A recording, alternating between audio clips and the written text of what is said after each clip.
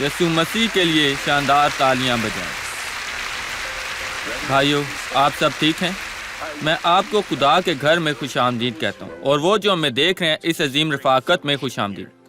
ہم خدا کے کلام کے بارے میں بات کریں گے، اور میں چاہوں گا اس پر توجہ دیں جو خدا کرے گا۔ آپ توجہ دیں، وہ آپ کی توجہ چاہتا ہے، لہذا آپ توجہ دیں اس پر نہیں جو میں کہتا ہوں۔ اگرچہ میں مبلغ ہوں اور بہت سالوں سے خدا کی مرضی پوری کر رہا ہوں، مجھ میں حکمت نہیں، اور میں کبھی کسی کو روشن نہیں کر سکتا۔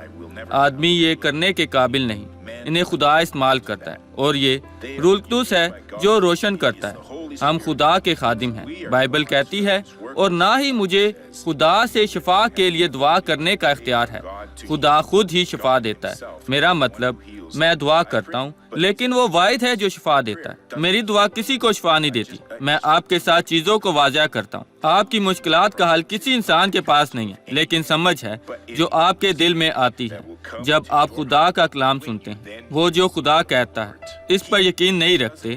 میں اس طرح کے لوگوں کے بارے میں بات کروں گا۔ ان کی زندگی میں بہت بڑا نقصان ہوگا، کیونکہ وہ وجہ سمجھتے ہیں، انہوں نے جانا کہ انہیں کیا کرنا ہے۔ کیا وہ رجوع لائیں؟ وہ اپنے ایمان کو عمل میں نہیں لاتے، لہذا خدا ان کے مسائل حل نہیں کر سکتا۔ ان کی راہ پر روشنی ڈالی اور انہیں تمام چیزیں دیں جو ان کے لیے تیار کی گئی تھی، اور یہ واقعی بہت بڑا نقصان ہے۔ آج اگر ہم ایمان رکھتے ہیں، ہم مکمل طور پر تبدیل ہونے کا انتظام رکھتے ہیں۔ آپ جو گھر پر ہیں، کہیں جا رہے ہیں، شاید کچھ چیزوں پر غور کر رہے ہیں، اور یہ سب راستہ نہیں ہے۔ ہمیں بے وقوفانہ چیزیں نہیں کرنی چاہیے، ہم پہلے ہی بے وقوفانہ چیزیں کر چکے ہیں۔ ہمیں اس بات پر توجہ دینی چاہیے کہ خدا کیا کہتا ہے، کیونکہ یہ باہر آنے کا راستہ ہے۔ اس کے بارے میں اظہار کرنا ضروری ہے، کیونکہ یہ راستہ ہے۔ یہ سوتی تار کی طرح، اگر یہ آپ ایسا نہیں کرتے بھائیو، چیزیں سنجیدہ ہوں گی۔ دشمن آپ پر ظلم کرنا جاری رکھے گا، اور شیطان نے آپ کی زندگی میں کیا کیا ہے، وہ سب نہیں جو وہ کرنا چاہتا ہے۔ یسوع نے کہا، چور نہیں آتا مگر چرانے اور مار ڈالنے اور ہلاک کرنے کو۔ وہ آپ کی زندگی کو تباہ کرنا چاہتا ہے، وہ آپ کو شکست دینا چاہتا ہے۔ لیکن دوسری طرف یسوع ہمیں زندگی اور کثرت کی زندگی دینا چاہتا ہے۔ یسوع آپ کو باعث برکت شخص میں تبدیل کرنا چاہتا ہے۔ لہذا آئیں اس بات پر یقین رکھیں جو خدا کہتا ہے۔ آئیں ہم خدا کے وعدوں پر یقین رکھیں، اور خداوند یسوع کے نام میں آج کے دن وہ تمام چیزیں حاصل کریں جو خدا کے پاس ہمارے لیے۔ آئیں اس گواہی کو دیکھیں جو ہمیں ایک آدمی بتا رہا ہے جو میری عبادت میں ہوئی۔ خدا نے کیا کیا؟ One day I fell down, you know. My family and I went to the countryside to see a beautiful waterfall. So I joined them. And when I got there, I slipped from the top of a rock and I crushed this arm. And it even hit my head like this. And from that day on, my hand was crooked like this. As I was coming here, couldn't move my hand. But look at this now. I can close my fingers. Look. مجھے لگتا ہے آپ اپنی انگلی کو ٹھیک سے بند نہیں کر سکتی، لیکن اب آپ کر سکتی ہیں۔ خدا نے آپ کو شفا دی، یہ سچ ہے۔ اپنے ہاتھ کو حرکت دیں۔ یہ دیکھیں بھائیو، میں سنجیدہ ہوں۔ تو آپ کا ہاتھ ٹیڑھا تھا۔ Yes, it was like this. The bone was crushed. Look at the scar here. اپنے ہاتھوں کو کھولیں تاکہ سب دیکھ سکیں۔ ان کو کھولیں اور بند کریں۔ اپنے ہاتھ کو حرکت دیں۔ یسوع نے آپ کو شفا دی ہے۔ I fell a few months ago. I even had a pin inserted here. The doctor said I needed physical therapy or my arm wouldn't move again. For the honor and glory of Jesus, in this morning, look at my fingers. I can move them. And my arm is back to normal. Look. I can move my hand. او خدا کی تعریف ہو، یہ بہت خوبصورت ہے۔ یہ خدا کا کام ہے بھائیو۔ خیر، میں مفروضہ نہیں بنانا چاہتا، لیکن جب میں دعا کرتا ہوں معجزات ہوتے ہیں۔ نہیں، میں دعا کرتا ہوں، لوگ ایمان رکھتے ہیں، پھر خدا کام کرتا ہے۔ وہ سب کچھ کرتا ہے۔ دعا کیسے ٹیڑھے ہاتھ کو ایسا کرنے کا سبب بنتی ہے؟ شفا یابی کی۔ میں متاثر ہوں، میں اپنی انگلیوں کو اچھی طرح سے حرکت نہیں دے سکتی تھی۔ وہ اپنی انگلیوں کو کھولنے اور بند کرنے کے قابل نہیں تھی۔ آپ نے دیکھا، اس کا معجزہ مکمل تھا۔ اس نے واقعی برکت پائی تھی۔ خیر، خدا ایسا کرنا چاہتا ہے۔ آپ کو خدا سے کیا چاہیے؟ بھائیو، سب کے ایک جیسے حقوق ہیں۔ ہمیں دشمن کو دھوکہ دینے کی اجازت نہیں دینی۔ اس کے برعکس ہمیں خدا کے کلام پر اعتماد رکھنا ہے، اور یقین رکھنا ہے کہ خدا اس وعدے کو پورا کرے گا جو اس نے کیا ہے۔ آج وہ دن ہے جب خدا ہر چیز کو پورا کرے گا جس کا اس نے وعدہ کیا۔ آئیں ایک اور شخص کو دیکھیں جس نے برکت پائی۔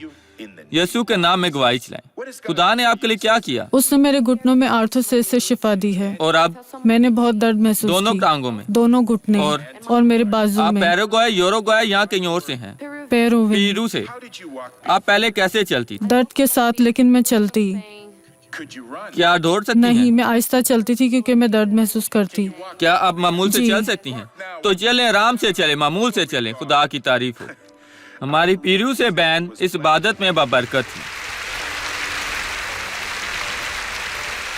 دوستو، مجھے بیان کرنے دیں کس طرح الہی شفا واقعہ ہوتی ہے۔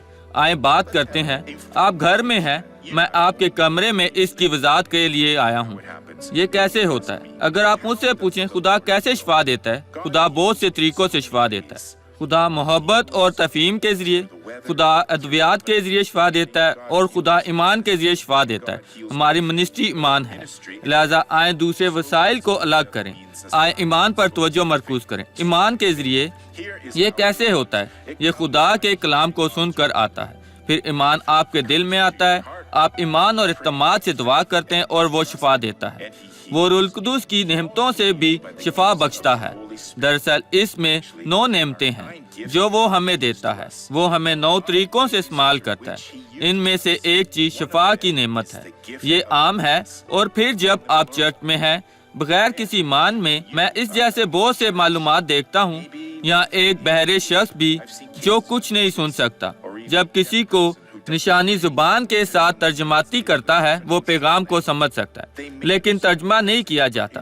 شاید وہ اسی جگہ ہے جہاں وہ کبھی نہیں گیا، لہذا یہ 100% بہرا پن ہے، اور خدا شفا دیتا ہے۔ بعض اوقات خدا ایسے شخص کو شفا دیتا ہے جو عبادت کے خلاف ہے، گہرائی میں وہ مذاق کر رہا ہے، لیکن اچانک خدا عمل میں آتا ہے اور شفا دیتا ہے۔ میں نے ایسی چیزیں دیکھی ہیں، وہ ہمارے خلاف نہیں تھے، لیکن وہ گونگے ہیں کیونکہ انہوں نے شفا نہیں مانگی تھی، اور یسوع آیا اور ان کو شفا دی، اور وہ جانتا تھا کہ اس نے ایسا کیوں کیا۔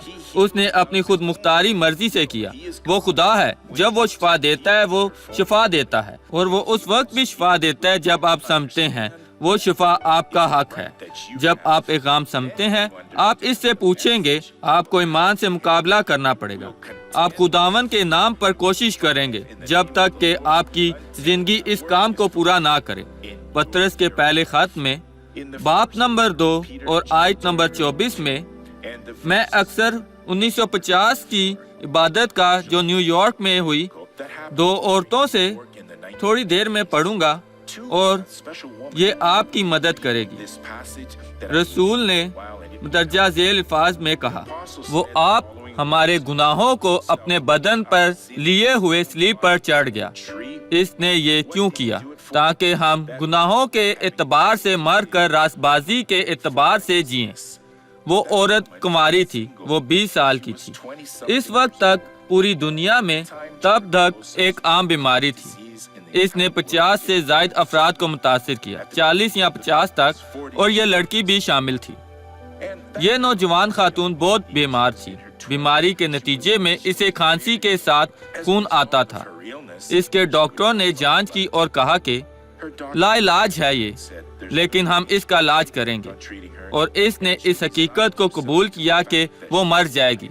وہ بہت کمزور تھی، وہ اپنے بستر پر لیٹی تھی۔ اس کے گھر کے بیان کے مطابق میں اس کی دوسری کہانی پر یقین رکھتا ہوں، اور میرا مطلب تھا کہ اس خاتون نے اس کمرے میں اس کے بستر کی طرف کرسی رکھی جہاں وہ بیٹھی تھی۔ وہ مبشر تھی اور وہ بائبل کو پڑھنا چاہتی تھی۔ انہوں نے اسے بائبل پڑھنے کے لیے دی۔ وہ صرف تھوڑی سی حرکت کر سکتی، صفحہ پلٹ اور بائبل پڑھ سکتی تھی، لیکن وہ اسے آہستہ آہستہ پڑھ سکتی تھی، آہستہ اور ماں اس کی جانتی تھی کہ مرنے کو ہے۔ پورا خاندان اس سے واقف تھا، اور جب اسے یہ آیت ملی وہ پڑھنے لگی، وہ آپ ہمارے گناہوں کو اپنے بدن پر لیے ہوئے صلیب پر چڑھ گیا تاکہ ہم گناہوں کے اعتبار سے مر کر راست بازی کے اعتبار سے جئیں۔ اس نے خدا کا شکر ادا کیا۔ خداوند تیرے شکر گزار ہیں، کیونکہ جب تب تک میرے اندر پھیل جائے گا تو میں مر جاؤں گی، لیکن میں جنت میں جاؤں گی، پھر سب کچھ ختم ہو جائے گا۔ اور وہ بہت خوش تھی۔ وہ روئی اور روتے ہوئے کہا، تیری شکر گزار ہوں خداوند، جب فرشتے مجھے تیرے سامنے لائیں گے اور میں تیرے ساتھ ہمیشہ رہوں گی، रूह की सबसे बड़ी पाकीज़गी के साथ, लेकिन फिर खुदा का शुक्र अदा करने के बाद आंसुओं को पहुंचा और पढ़ना जारी रखा। उसने आगे क्या पढ़ा? उसी के मार खाने से तुमने शिफा पाई। इसने कहा, 1 मिनट इंतजार करें। उसी के मार खाने से मैंने शिफा पाई ताकि मैं गुनाहों के एतबार से मर कर रासबाजी के लिए जिंदा रहूं। मैं रासबाजी के लिए जिंदा नहीं रहूंगी, मैं रासबाजी के लिए मरूंगी। यहाँ कुछ गलत है। इस तरह आप बाइबल पढ़ते हैं, अपनी रहनुमाई को तलाश करने की कोशिश करते। ये यहाँ लिखा है कि यीशु के मार खाने से मैंने शिफा पाई है। ओ मेरे खुदा, मैं फजूल में मर रही हूँ। मेरे खुदा, मुझे ये समझ नहीं आ रही। मुझे ये ऐसे सिखाया गया है। ये सब गलत है। और वो बहुत कमजोरी में कहती रही, माँ माँ माँ, जब तक इसकी माँ ने ना सुना कि मैं आ रही हूँ। क्या हुआ? माँ, बाइबल सच्ची है। हाँ बेटी, क्या मैं बाइबल में लिखे जाने वाली तमाम चीजों पर यकीन रख सकती हूँ? यकीनन मेरी बेटी। माँ, मैं बहुत खुश हूँ क्योंकि इसमें लिखा है कि यीशु मसीह हमारे गुनाहों को अपने बदन पर लिए हुए सलीब पर चढ़ गया, लिहाजा मैं रासबाजी के लिए जिंदा हूँ। ये सच है बेटी। कुछ दिनों में आजाद हो जाऊंगी जिंदा रहने के लिए, लेकिन माँ, मैं रासबाजी के लिए जिंदा नहीं रहूंगी, मैं रासबाजी के लिए मरूंगी। ये यहाँ है। माँ, मुझे रासबाजी के लिए जिंदा रहना है ताकि नेक अमाल को सीखूं। लेकिन मैं मर जाऊंगी, मैं किस तरह नेक अमाल को सीखूंगी? माँ, लेकिन कुछ गलत है। लेकिन मेरी बेटी, तुम्हें समझना पड़ेगा। तुम जानती हो, इसने कहा, माँ, आयत के एतबार को पढ़े। इसके मार खाने से आप शिफा पाते हैं। माँ, नहीं, मैं नहीं मरूंगी, मैं शिफा पाऊंगी। बेटी, सब्र करो। नहीं माँ, मैं नहीं कर सकती। क्या बाइबल सच्ची नहीं है? हाँ, मैं इस पर यकीन रखूंगी जो ये कहती है। मुझे रासबाजी के लिए जिंदा रहना है और मुझे पहले ही शिफा मिल गई है। माँ, मैं अपने कपड़े तब्दील करना चाहता हूँ, मेरे लिए नए कपड़े लाएं। मैं अपने बिस्तर पर मौत का इंतजार करते नहीं लेटूंगी, मैं उठूंगी। माँ, मेहरबानी से बाइबल सच्ची है या नहीं? ये है। इसकी वालदा इसके लिए दूसरे कपड़े लाई। इसने अपने कपड़े उतारे और नए कपड़े पहने और वो उठ गई। लेकिन वो बहुत कमजोर थी और खांसी के साथ खून आता था। दूसरे दिन बेहतर था, तीसरे दिन और बेहतर था और खांसी रुकी। 1 हफ्ते बाद इसका वजन बढ़ गया। 1 माह बाद वो शिफायाब थी। खुदा के कलाम की ताकत से इसने कलाम से वो ताकत ली जो उसे जरूरी थी। भाइयों, आपके साथ क्या हो रहा है? खुदा के कलाम को देखें। क्या आप जिंदा हैं या आप मर रहे हैं? क्या आप जिंदगी से लुत्फ अंदोज हो रहे हैं? कसरत की जिंदगी जिसका यीशु ने आपसे वादा किया था, या आपकी जिंदगी ऐसी कहानी है जो सच्ची नहीं है? नहीं, आपको यकीन करना होगा। जो लोग ईमान नहीं लाए और जिस्म के बाद जाते हैं, वो अब्दी आग की एक मिसाल के तौर पर तैयार है। हमें लाजमी ईमान रखना है जो खुदा कहता है। ये कमजोरी से है कि हम ताकत के तौर पर करें जैसे ईमान के हीरो करते हैं। हमें शैतान को इजाजत नहीं देनी कि वो हमें यीशु ने जो हमारे लिए किया उससे महरूम रहें। वो मर गया। अब दोबारा आयत को पढ़ते हैं। ये बहुत संजीदा आयत है। वो आप हमारे गुनाहों को अपने बदन पर लिए हुए सलीब पर चढ़ गया। लेकिन इसने ऐसा क्यों किया? ताकि हम गुनाहों के एतबार से मर कर रासबाजी के एतबार से जिएं। उसने इन्हें अपने बदन पर लिया। कोड़े मारे गए यीशु के बदन पर। रोमी सिपाहियों ने ऐसा किया और खुदा ने सारे कसूर और बदकारियों को खरीद लिया। वो हमारी खताओं के लिए घायल किया गया था। वो हमारे कसूरों के लिए जख्मी और हमारी बदकारी के लिए मारा गया था। यशायाह ने लिखा कि अब मैं गुनाहगार नहीं हूँ। अंजील के किसी भी मुबल्लिग से जब आप पूछते हैं क्या हमें माफी मिल गई है जब हमने यीशु को कबूल किया था, जी, लेकिन बहुत कम कहेंगे लेकिन माफी क्यों बख्शी? यीशु हमारे लिए सलीब पर चढ़ गया और यीशु को कोड़े मारे गए। ठीक है, नहीं भाइयों, यहाँ नहीं। अच्छा, हमें ईमान रखना है। हमने अंधेरे की बादशाही से निजात पाई थी जब हम यीशु को कबूल किया और यीशु की बादशाही में आए थे। तो हमें बीमारियों को कबूल करना है। डॉक्टर सुआरेस, ये बहुत संजीदा है। किसी भी शख्स के तसव्वुर से ज्यादा मुश्किल और मजबूत हो सकता है। ये वहाँ है जहाँ सच है और सच्चाई से वाकिफ होगे और सच्चाई तुम्हें आजाद कराएगी। जहाँ आप पर जुल्म है भाइयों, सच्चाई यहाँ है। आए देखे यशायाह में क्या कहा गया है। यशायाह 53 आयत 4 और 5। तो भी उसने हमारी मशक्कतें उठा ली और हमारे गमों को बर्दाश्त किया। पर हमने उसे खुदा का मारा कूटा और सताया हुआ समझा, हालांकि वो हमारी खताओं के सबब से घायल किया गया और हमारी बदकारी के बाइस कुचला गया। हमारी ही सलामती के लिए उस पर सियासत हुई ताकि उसके मार खाने से हम शफा पाएं। ये ऐसा नहीं कि हमें एक दिन शफा मिल जाएगी भाइयों, हमें कलाम पर गौर करना चाहिए और इसकी तलाश करनी है जब तक कि सच्चाई हम में ना आए, और अगर ये सच्चाई नहीं आती तो हम अपनी बरकतों से महरूम हो जाएंगे। मैंने बहुत से लोगों को देखा है, बहुत से लोग हाँ जो लफ्जी तौर पर शफा पाते हैं, इस औरत की तरह जो गिर गई और इसका हाथ जख्मी हो गया। इसके हाथ में पिन था, वो खोल और बांध नहीं कर सकती, लेकिन कुछ बुराई वापस आने से। लेकिन ये क्यों वापस आती है? शायद हम इन्हें सीखने में नाकाम हैं। सबसे पहले ये वही बुराई नहीं है जो वापस आती है। शैतान आपको आजमाने के लिए वापस आता है और वही दर्द पहुंचाता है जहां पहली दर्द थी। लेकिन मैं क्यों कहता हूं कि पहले ऐसा दर्द नहीं था? क्योंकि बाइबल कहती है कि यीशु मसीह का बंद किया दरवाजा कोई नहीं खोल सकता, इसने दरवाजा बंद कर दिया। लेकिन लोग क्या करते हैं? इसी तरह यहूदियों ने किया था। वो मिस्र में आजाद हुए और ईमान रखते थे, लेकिन बहुत से लोग इस पर ईमान नहीं रखते थे और मिसाल के तौर पर तैयार थे। सदूम और अमोरा के लोगों की तरह ये अजीब जिस्म के पीछे चले गए थे। या फिर हम इस बात पर यकीन रखते हैं कि खुदा ने क्या कहा है, या फिर बेहतर कहते हैं मैं खुदा पर यकीन नहीं रखता, वो झूठा है और मैं कमल तौर पर खो गया। भाइयों, इस शैतान को बांधे, हम खो नहीं सकते। हम यीशु के नाम में कायम रहेंगे और उसके जलाल को फतह देंगे। ये वो लड़ाई है जो हमें जीतनी है। यही है जो खुदा आपसे चाहता है, क्योंकि आज खुदा ने आपको इल्म दिया है। आपको क्या तबाह कर रहा है? आपको खुश होने से क्या बात रोकती है? आप किस वजह से दुख उठा रहे हैं?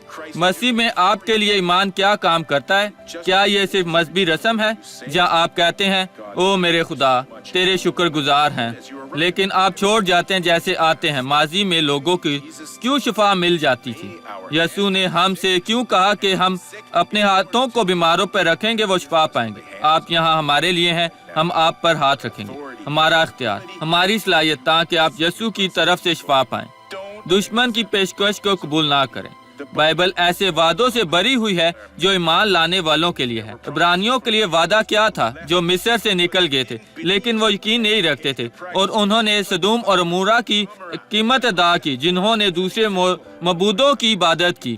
हमें यीशु के पीछे जाना है और वो जो कुछ खुदा कह रहा है वही करें और खुदा हमें पूरी फतह देगा।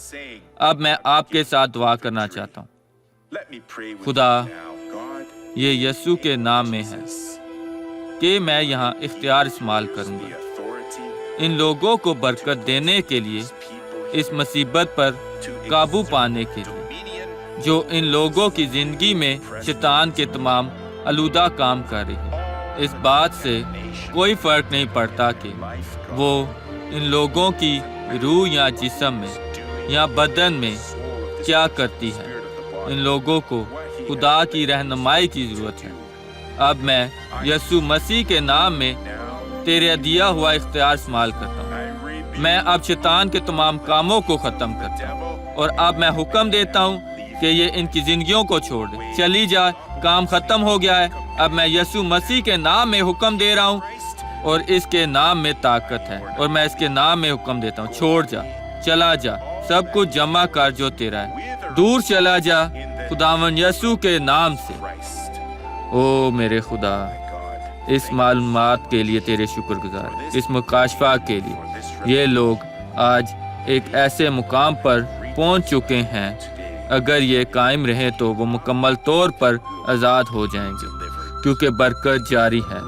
मैं यहाँ ब्राज़ील में और तमाम मुल्कों में हज़ारों लोगों पर अपने हाथ को रखता हूँ जो अब मेरा कलाम हासिल कर रहे हैं। और आप इन्हें यीशु के नाम में बरकत दें। और आप कह सकते हैं आमीन। आए अब हकीकी जिंदगी की कहानी को देखें। क्या हम देखें?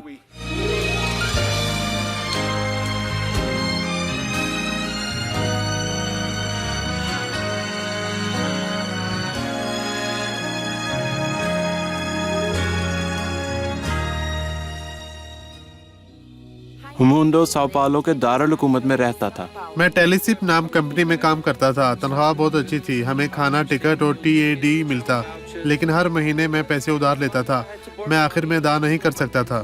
ہماری شادی شدہ زندگی اچھی نہیں تھی کیونکہ ہم ہمیشہ جھگڑتے، کیونکہ وہ شراب پیتا اور میں ایک خوش خاتون نہیں تھی۔ میں شراب پیتا، کبھی کبھی صبح 7 بجے سے دوپہر تک۔ میں ایک دن میں سگریٹ کے 2 پیکٹ پیتا۔ ہفتے کے آخر میں وہ اپنے خاندان کے ساتھ نہیں رہتا تھا، وہ اپنے دوستوں کے ساتھ باہر رہتا تھا۔ میں نے اپنی آنکھیں رو رو کر باہر نکال لیں، میں ہر وقت روتی، میرا بلڈ پریشر بڑھ گیا، میں ہسپتال چلی گئی کیونکہ میں پریشان تھی۔ اس کی عادتوں کی وجہ سے اس کا خاندان جرمانہ دیتا، لیکن خدا کا یہی منصوبہ تھا۔ 17 فروری 1999 کو میں گھر میں بہت ہی پی رہا تھا۔ میں نے ٹی وی لگایا اور اس کے ذریعے جب میں نے ڈاکٹر سوارز کو دیکھا، میں نے انہیں کہتے سنا، اے بھائیو، آپ جو پیتے اور سگریٹ پیتے ہیں، آپ کی زندگی میں بدرو ہے۔ جب انہوں نے یہ کہا، میں حیران رہ گیا۔ میں نے سوچا، کیا میں شیطان کی خدمت کر رہا ہوں؟ میں یہ نہیں چاہتا، میں خدا کی خدمت کرنا چاہتا ہوں۔ انہوں نے یوحنا 10:10 کے بارے میں منادی کی۔ میں نے بائبل کو جانا، میں بائبل کو نہیں جانتا تھا۔ میں اس کی گہرائی میں گیا، میں اس آیت کی گہرائی میں گیا، چور نہیں آتا مگر چرانے اور مار ڈالنے اور ہلاک کرنے کو۔ لیکن یسوع نے کہا، میں اس لیے آیا کہ وہ زندگی پائیں اور کثرت سے پائیں۔ اگلے دن میں اسے خدا کے کلام کی بھوک تھی، لہذا وہ ہر روز ایمان کا شو دیکھتا۔ ڈاکٹر سوارس نے کہا، اے بھائیو، اگر آپ اس پروگرام سے لطف اندوز ہوتے ہیں تو وہ کریں جو ہر روز آپ نہیں کر سکتے تھے، مجھے 1 ریال دیں۔ لہذا میں نے سوچا، کسی نے پہلے ہی میرے لیے ادا کیا ہے۔ انہوں نے ہمیں اس سے پوچھنے کا کہا، لہذا میں نے بائبل کا پوچھا اور مجھے گھر میں ایک بائبل ملی۔ جب میں بائبل کھولتا تو میں نے یوحنا 3 باب کھولا۔ یہ کہتا ہے، جب تک کوئی دوبارہ پیدا نہیں ہوتا وہ خدا کی بادشاہی نہیں دیکھ سکتا۔ میں نے پانی کا بپتسمہ 25 جولائی 1999 کو لیا۔ وہ 100% بہتر ہے، وہ ایک اچھا شوہر ہے جیسا میں چاہتی تھی۔ اب کچھ بھی شکایت نہیں کرنے کو ہے۔ وہ ایک اچھا باپ ہے، وہ ہمارے بچوں کے لیے برکت ہے، وہ ایک اچھا آدمی ہے۔ 2004 میں ہمونڈو نے اپنا کام چھوڑ دیا اور مینس جرائس کے شہر لوگوس میں منتقل ہو گیا۔ جب میں یہاں منتقل ہوا تو میں ابھی تک ریٹائرمنٹ کے لیے درخواست کر رہا تھا۔ ایک دن میں وہاں جنگل میں دعا کرنے گیا۔ جب میں پہنچا میں نے دعا کرنی شروع کی، خدا میری مدد کر، میں کیا کروں گا؟ میری تنخواہ کافی نہیں ہے۔ تو میں بدھ کو چرچ گیا اور مبلغ نے دانیل 12:10 کی منادی کی۔ آیت کہتی ہے، دانیل، تیری باتوں کے سبب سے میں آیا ہوں۔ تو میں نے کہا، میری برکت آ گئی ہے۔ پھر جمعرات کو میرے وکیل نے ساؤ پاولو سے فون کیا، سلام ریمونڈو، جج نے جملہ جاری کیا ہے، اس کا جملہ تمہاری ریٹائرمنٹ کے حق میں ہے، ایک سزا جاری کی ہے۔ خداوند کے ہاتھ یقین دہانی کے لیے ہمیں صرف اس پر بھروسہ کرنا ہے۔ میں نے لمسم میں ایک گاڑی خریدی۔ میرے پاس ایک پرانا گھر تھا، لہذا میں نے ایک نیا گھر خریدا۔ میں نے قیمت ادا کی۔ آج میری کثرت کی زندگی ہے، کلام نے تصدیق کی اور میں ہمیشہ یہ حوالہ دیتا ہوں۔ خدا ہمیشہ ڈاکٹر سوارز کو برکت دے۔ خدا اس کے دل کی خواہش پوری کرے تاکہ دنیا بھر میں ٹی وی پروگرام کے ذریعے انجیل کی منادی کی جائے۔ جب تک میں ہوں۔ Solta o cabo da nau, toma o remo nas mãos e navega com fé em Jesus. E então tu verás que bonança se faz, pois com ele seguro será. او خدا کی تعریف ہو، یہ خدا کے سچے پرستار میں تبدیل ہو گیا، اور خدا چاہتا ہے کہ آپ بھی اس کے سچے پرستار بنیں۔ خدا نے اس کی مالی مسائل کو ختم کیا اور آدمی کو شفا دی۔ اس نے کلام کو تھاما اور اس پر ایمان رکھا۔ او خدا، تو مجھ سے بات کر رہا ہے۔ خدا نے اپنی طاقت سے اس کو ہر عادت سے آزاد کیا۔ آدمی نے دعا کی اور آزاد ہو گیا۔ پیارے بھائیو، جب ایمان رکھتے ہیں آپ کو تھامنا ہے شیطان قبضے کو، لیکن اگر کمزور ہو جاتے ہیں اور آزمائش کو واپس آنے کی اجازت دیتے ہیں، کیا ہوگا؟ اس کو مت ہونے دیں، خدا کے کلام پر قبضہ کریں۔ آئے پہلا سوال سنیں۔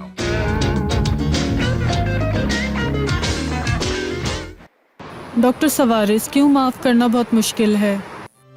بھائی، کیا چیز مشکل ہے، معاف کرنا یا اقرار کرنا؟ میں آپ کو بیان کرتا ہوں، دونوں چیزیں مشکل ہیں۔ اگر آپ کو خدا کا خوف نہیں ہے، یہ ایک جیسی چیز ہے۔ کوئی بھی اقتدام جو آپ خدا کے خوف کے بغیر اٹھاتے ہیں مشکل ہے، اور مہربان خدا سے اقرار کرتے ہیں۔ آپ اس سے ڈرتے ہیں کیونکہ آپ خدا سے خوف نہیں کرتے۔ اگر آپ اس کا خوف رکھتے ہیں تو آپ کہیں گے، میں نے یہ اور یہ اور یہ کیا ہے، میں اقرار کرتا ہوں اور میں اپنے دستخط کرتا ہوں اور مجھے معاف کر۔ یہی ہے، بس اگر آپ خوف نہیں رکھتے، آپ چھپا رہے ہیں میں نہیں جانتا، آپ اس عنوان کو تباہ کریں۔ یہاں لکھا ہے اقرار کرنے میں کبھی ناکام نہ ہو۔ معافی کا اقرار اگرچہ آپ نے مجھ سے پوچھا، اگر آپ اس کے ساتھ رہیں جس نے آپ کے ساتھ غلط کیا تو یہ کچھ اور ہے۔ اس کا فیصلہ آپ پر ہے۔ فیصلے سے پہلے آپ خدا سے دعا کریں، کیونکہ جب گناہ ہے یسوع نے کہا کہ تب طلاق کی اجازت ہے۔ اس کا فیصلہ کرنا آپ پر ہے۔ تاہم اگر آپ پر خدا کی حضوری نہیں تو آپ کسی چیز کا فیصلہ نہیں کر سکتے۔ جب آپ نے فیصلہ کرنا ہو تو شیطان کو اجازت نہ دیں کہ آپ کے جسم کو استعمال کریں۔ خدا سے دعا کریں، اس کی حضوری میں داخل ہوں اور چیزیں آپ کے لیے آسان ہیں۔ اب دوسرا سوال۔ ڈاکٹر سوارس، روح القدس کو کیا رنجیدہ کرتا ہے؟ خیر، جب آپ کلام سے ناواقف ہیں، خدا آپ سے اپنا کلام بیان کرتا ہے اور آپ مکمل طور پر نظر انداز کرتے ہیں جو خدا کہتا ہے۔ آپ جو کچھ بھی کرتے ہیں، آپ بیوقوفانہ فیصلے کرتے ہیں، یہ اس کو رنجیدہ کرتا ہے، اور وہ جو روح القدس کو رنجیدہ کرتے ہیں یہ تلخ تعجب ہو سکتا ہے، وہ ان سے بات کرنا روک دیتا ہے۔ آئیں اب اپنا دل کھولیں قصہ کی طرف چلیں۔ ڈاکٹر سوارز، میں حقیقی روحانی جنگ سے گزر رہا ہوں۔ میرا بیٹا جو ایونجیلیکل ہے، ایک رشتہ میں ہے جو خدا کی نظر میں نامقبول ہے، کیونکہ یہ اس کے کلام مقدس کے خلاف ہے۔ اس کے باوجود وہ اس سے کسی بھی وجہ سے پریشان نہیں کرتا۔ میں یقین رکھتا ہوں کہ خدا اس کی سمجھ کی روشنی کو کھولے تاکہ وہ زندگی کی راہ پر چل سکے۔ میں اپنے پورے دل سے اس کی نجات چاہتا ہوں۔ ڈاکٹر سوارز، میرا بیٹا خدا کے کلام کی فرما برداری کرے۔ یہ دیکھنے کے لیے مجھے کیا کرنا ہوگا؟ میری مدد کریں۔ سب سے پہلے آپ کو خدا سے پوچھنا ہے کہ آپ کے والدین ایماندار تھے یا نہیں تھے۔ زیادہ تر والدین ہوتے ہیں، وہ سچ نہیں سکھاتے اور سچائی نہیں دکھاتے۔ پھر جب کوئی سامنے آتا ہے تو اب کیا میرے خدا، اگر آپ کی غلطی ہے تو آپ کا خدا کے ساتھ تعاقب کرنا ضروری ہے، لیکن اگر نہیں تو آپ اپنے بچوں کے لیے خدا سے التماس کریں۔ اگر آپ صحیح کام کرتے ہیں، اس پر یقین رکھیں برائی ختم ہو جائے گی۔ کچھ ہے جو آپ کو آپ کی بیوی سے منسلک کرتا ہے۔ والدین اپنے بچوں کے لیے ذمہ دار ہیں، وہ انہیں دنیا میں لاتے ہیں۔ آئیں اب کھڑے ہوں تاکہ ہم دعا کریں۔ اپنے سر جھکائیں اور آنکھیں بند کریں، اپنے دلوں کو کشادہ کریں۔ میرے خدا، میں چاہتا ہوں کہ یہ لوگ برکت پائیں۔ اب میں ان لوگوں کے لیے دعا کرتا ہوں جو گھر پر ہیں۔ میں تمام بدی کو باندھتا ہوں جو ان کی زندگی میں ہے، میں انہیں نکالتا ہوں اور میں کہتا ہوں شیطان ان لوگوں کو چھوڑ، یسوع مسیح کے نام میں۔